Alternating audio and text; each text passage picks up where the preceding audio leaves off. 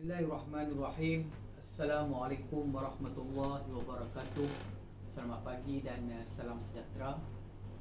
Yang saya hormati para waris Sekolah Menengah Kebangsaan Kelibang sekalian.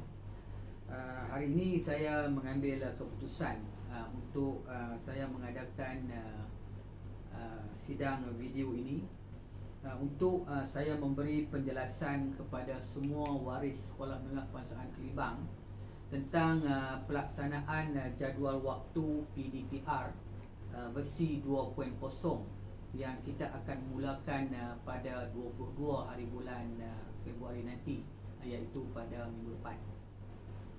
Tuan-tuan dan puan-puan, kalau kita lihat sebelum ini, anak-anak tuan-tuan dan puan-puan mengikuti PDPR yang dibuat oleh guru melalui online dan juga melalui offline, iaitu dalam bentuk modul. Pelaksanaannya ialah untuk dalam satu hari itu kita peruntukkan dalam 3 mata pelajaran atau 4 mata pelajaran. Tetapi dalam jadual PDPR 2.0 ini, jadual pelaksanaannya adalah seperti anak-anak tuan-tuan berada di sekolah, iaitu seperti anak-anak tuan-tuan bersemuka, dan satu masa diperuntukkan 30 minit untuk anak-anak tuan-tuan berada bersama dengan guru mata pelajaran. Cuma yang membezakannya ialah dalam jadual waktu PDPR 2.0 ini diperuntukkan masa tutorial untuk anak-anak tuan-tuan, untuk anak-anak tuan-tuan mengikuti subjek yang telah pun ditetapkan oleh pihak kementerian. Cuma pada hari ini, tuan-tuan dan puan-puan, pihak sekolah ingin memberi pencerahan kepada tuan-tuan dan puan-puan berkaitan dengan persediaan anak-anak kita mengikuti jadual PDPR 2.0 ini. Bagi Sekolah Menengah Kebangsaan Kelibang, kita akan mulakan pada hari Isnin 22 hari bulan Februari. Pihak sekolah mengharapkan supaya anak-anak tuan-tuan dapat bersedia di tempat belajar di ruang masing-masing, iaitu di rumah masing-masing, seawal pukul 7.30 pagi. Kerana kelas akan bermula pada pukul 7.40 pagi dan akan berakhir pada pukul 1.35 ataupun 1.40 tengah hari. Bermaksud tuan-tuan dan puan-puan, anak-anak tuan-tuan dan puan-puan kena berada di tempat belajar itu 7.30 pagi, dan cikgu akan mula PDPR, anak-anak tuan-tuan akan mula masuk link untuk mata pelajaran itu seawal pukul 7.40 pagi. Misalnya tuan-tuan dan puan-puan, di hadapan saya ini saya cuba tayangkan kepada tuan-tuan dan puan-puan satu bentuk jadual waktu versi 2.0 ini, yang ini adalah kelas 1 Al-Zahrawi.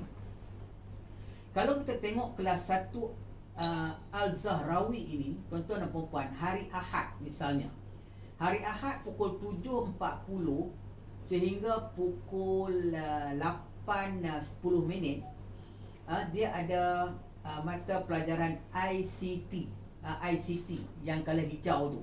Yang color hijau tu tuan-tuan ialah ini berlaku PDPR.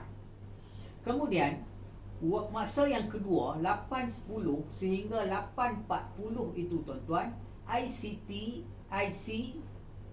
tetapi dalam kurungan dia ialah T. T itu ialah tuan-tuan, anak-anak tuan-tuan akan melaksanakan tutorial pada masa yang kedua itu. Jadi 30 minit yang pertama cikgu akan mengajar, dan 30 minit yang kedua anak-anak tuan-tuan akan melaksanakan tugas. Kenapa?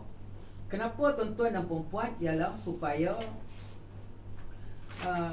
tuan-tuan dan puan-puan tidak berlaku pemberian kerja rumah yang tidak terancang, di mana nanti kalaulah tidak ada tutorial ini, kementerian melihat bahawa anak-anak tuan-tuan akan dilambakkan dengan kerja-kerja rumah. Jadi dalam tutorial ini masa ini boleh digunakan untuk pelajar untuk menyiapkan latihan. Kemudian waktu yang ketiga, pukul 8.40, anak-anak tuan-tuan akan belajar bahasa Inggeris 30 minit. Kemudian 30 minit yang berikutnya, anak-anak tuan-tuan akan mengikuti tutorial untuk bahasa Inggeris. Dan begitulah juga dengan kelas-kelas yang terusnya. Cuma waktu 10.40 sehingga pukul 11.10 itu waktu rehat. Kita ada 30 minit waktu rehat. Macam biasa, macam di sekolah, mereka rehat 30 minit. Kemudian 11.10 kelas akan bermula. Kelas akan dimulakan semula sehinggalah pada pukul 1.40. Itulah jadual waktu yang telah pun ditetapkan oleh pihak kementerian. Tuan-tuan, sudah tentulah apabila pihak kementerian membuat sesuatu keputusan, dia adalah berdasarkan kepada objektifnya. Kenapa? Kerana tuan-tuan dan puan-puan, kalaulah tidak dibuat begini, kemungkinannya kita tidak mencukupi masa untuk kita menyampaikan kandungan asas dalam DSKP, iaitu dalam dokumen standard yang telah pun ditetapkan oleh pihak kementerian. Dan tujuannya jadual waktu ini diadakan, yang pertama tuan-tuan, ialah untuk mencadangkan peruntukan masa PDPR yang terancang, sistematik, berstruktur dan seimbang agar tidak berlaku lambakan kerja rumah. Dan seterusnya ialah membina suasana PDPR yang mesra ibu bapa agar mereka dapat memberi sokongan berterusan terhadap pembelajaran anak mereka di rumah. Cuma tuan-tuan dan puan-puan, seperti yang saya sebutkan pada sidang video saya yang lalu tentang penglibatan anak-anak kita dalam online ini semakin baik, semakin meningkat. Saya ucapkan tahniah di atas kesungguhan tuan-tuan dan puan-puan berusaha supaya anak-anak kita mengikuti kelas online ini. Cuma tuan-tuan dan puan-puan, yang membezakannya ialah kali ini waktunya agak ketat. Seolah-olah kita kena memahamkan anak-anak kita ialah mereka bersekolah, tetapi sekolah itu di rumah. Kalau dahulunya mereka kena pakai baju sekolah, bangun pagi pukul 6.30, pukul 7 pakai baju sekolah, kita hantar mereka ke sekolah, mereka masuk dalam kelas, 7.40 kelas itu bermula, cikgu ada di depan. Tetapi sekarang ini kelas juga bermula 7.40, tetapi mereka berada di meja di rumah bersama dengan handphone ataupun bersama dengan laptop ataupun bersama dengan desktop ataupun bersama dengan dengan kita punya tablet yang disediakan oleh pihak tuan-tuan. Jadi mereka akan mengikuti PDPR secara online ini, akan disampaikan oleh cikgu, dan cikgu juga akan memberi latihan. Latihan itu mereka siapkan ketika itu juga, iaitu ketika masa yang diperuntukkan oleh kementerian, iaitu masa tutorial. Misalnya, saya bagi contoh kepada tuan-tuan, misalnya untuk tingkatan 1 hingga tingkatan 3, bagi mata pelajaran bahasa Melayu, masa yang diperuntukkan ialah dalam seminggu 240 minit. 240 minit ini ialah 8 waktu. 240 minit ini 8 waktu, iaitu satu waktu 30 minit. 180 minit ataupun 6 waktu cikgu akan mengajar dalam bentuk online. Anak tuan-tuan tengok handset tu, cikgu mengajar. Dan 60 minit lagi itu anak-anak tuan-tuan akan membuat latihan. Dan ketika membuat latihan itu, bila sebut tutorial, dia di bawah bimbingan guru. Jadi dah siap dah latihan dan juga kerja rumah.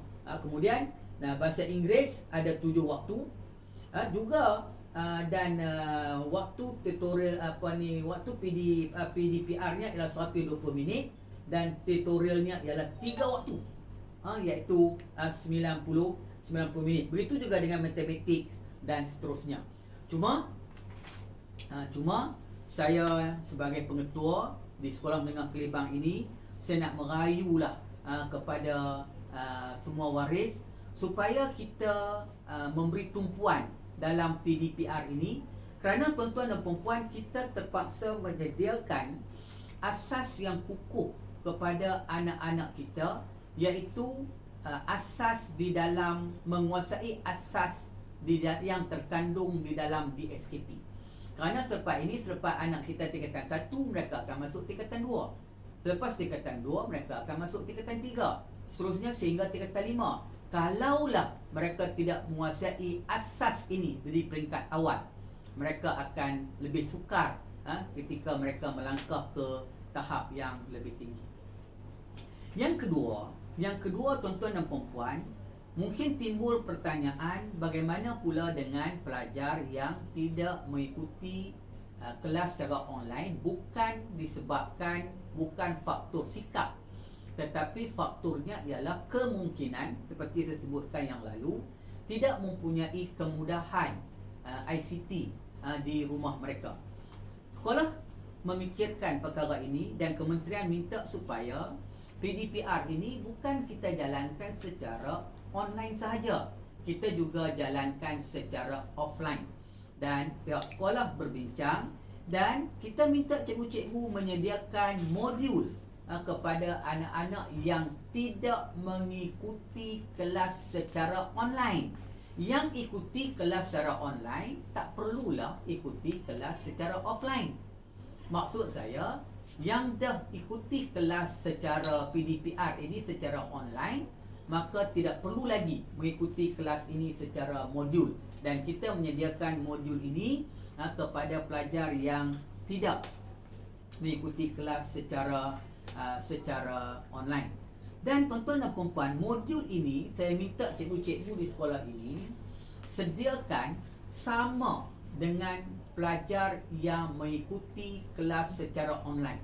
Kalau hari ini kelas secara online satu tajuk, secara offline pun tajuk yang sama. Soalan pun menguji soalan tahap yang sama. Kerana saya minta supaya di akhirnya cikgu kena melaporkan sejauh mana pelajar ini menguasai kemahiran yang mereka ajar itu. Kerana pada saya sebagai pengetua, saya tidak mahu berlaku double standard, iaitu pelajar yang mengikuti online dapat lebih, pelajar yang mengikuti offline dapat kurang. Itu tak boleh. Pendemokrasian dalam pendidikan semua kena sama. Sebab itulah tuan-tuan dan puan-puan, dalam modul yang kita sediakan ini, cikgu kena memberi arahan. Dalam modul ini arahan yang jelas. Kalau matematik, dia kena bagi cara, jalan kira, formula untuk pelajar ini menjawab. Dan kalau nak guna buku teks, mereka akan beritahu muka surat berapa. Contoh matematik, muka surat 1, latihan A, bahagian A ada 10 soalan, latihan B ada 5 soalan dan sebagainya. Dan modul ini cikgu akan minta pelajar kembalikan kepada sekolah, dan cikgu akan periksa dan cikgu akan dapat tahu sejauh mana penguasaan pelajar ini dalam kemahiran tertentu. Jadi tuan-tuan dan puan-puan, saya menyeru kepada semua waris, marilah kita bersama-sama dengan pihak sekolah untuk memastikan bahawa pelajar-pelajar kita dapat mengikuti PDPR, dapat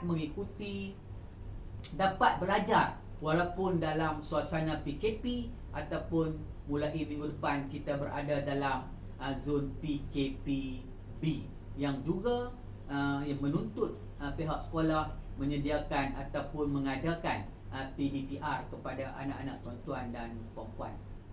Untuk itu, sekali lagi saya menyeru kepada tuan-tuan dan puan-puan, marilah kita sama-sama mengembeling tenaga demi kecemerlangan anak-anak Sekolah Menengah Kebangsaan Kelibang. Dan saya mohon maaf kiranya penyampaian saya ini tidak seberapa untuk tuan-tuan. Tuan-tuan kalaulah tidak faham, tuan-tuan boleh menghubungi pihak sekolah untuk memberi penjelasan ke apa sebenarnya yang tuan-tuan tidak faham dan tuan-tuan nak tahu itu. Sekian, wabillahi taufiq wa hidayah. Wassalamualaikum warahmatullahi wabarakatuh.